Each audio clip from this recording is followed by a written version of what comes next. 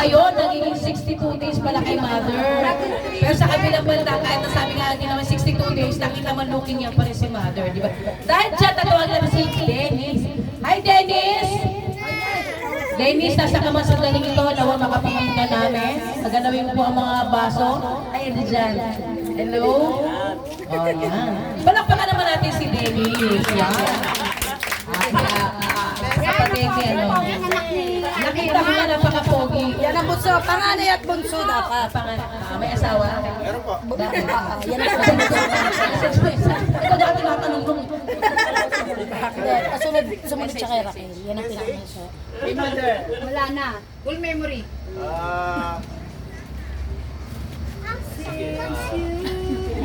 Basa. Nupatapan. Kasi marami akong pagpapasalamat sa nanay ko. Pero siguro dalawa na lang in particular, no?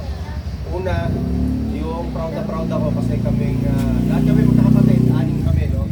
Thankful ako, hindi lang sa nanay ko, pati sa tatay ko kasi lahat kami magkakapatid, anim kami. Nakagraduate kami ng high school. Graduate kami ng high school. Ngayon kasi madali na yun eh. Madali na mga magpatapos. Pero nung araw kasi, lalo na sa amin sa probinsya, sa Binangonan, talagang kailangan mong trabahuin.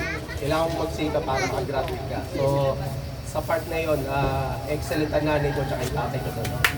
That is very good. Excellent. Actually. Pangalawang ipagpapasalamat ko sa nanay ko siguro yung yung kasipagan ng pagtatrabaho sa aming mga magkakapatid. Namana namin yun sa nanay ko, hindi sa tatay ko kasi tamad ang tatay ko. Sabi ka rin na hindi ka. Pero yung sa pag-aaral, sa tatay ko kasi matalino yung tatay ko, nanay ko, mahina ang nanay ko sa kanya.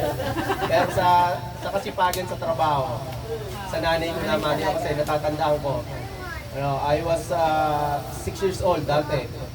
Hinihintay namin yung nanay ko na dumating, galing Maynila kasi naglalaba din. So, gabi hinihintay namin para may pagkain kami. Ewan ko kung tatandaan pa na nanay ko. So, darating yung nanay ko, payat na payat. Literally, butot balat talaga, parang si Aling Esther. Si Aling Esther. Payat na payat. Yun, payat na payat dati. So, nakita ko yung kasipagan ng nanay ko. Yung naman na namin magkakapatid yun, no? So, proud ako kasi sa aming magkakapatid, walang tamad pagdating sa trabaho. As in, wala. Saksi ako yung kuya ko, yung si Ate Len, kahit may soration, may tangkaso, napasok sa trabaho. Tapos si Ate Vilma, kahit ano, pinipitan niya. Si Ate Chris, katulong ni nanay. Yung kapatid ko, working student, si Ate Raquel. So pagdating sa trabaho, talagang masisipag kami. Mana namin yun sa nanay ko. No. So yung dalawang yun yung pinagpapasalamat ko, in particular sa nanay at tatay ko. So ngayon, Pasok kayo. ang buhay kasi ng tao ngayon, very unpredictable eh. So, kaya ngayon, malakas ka, bukas makalawa, patay ka na-stroke ka na. Pero hindi ko hihilingin na more birthdays to come kasi hindi naman natin hawak ang buhay natin. Siguro, ipapakiusap ko na lang sa Diyos sana next year. Magkita-kita pa kami tayo. Magkakapatid ang pag-ibig. So, yun lang na eh ha. Magpakasaya ko ngayon. Hindi ako prepare. Nalata ko nga eh. Nalata ko nga ang haba.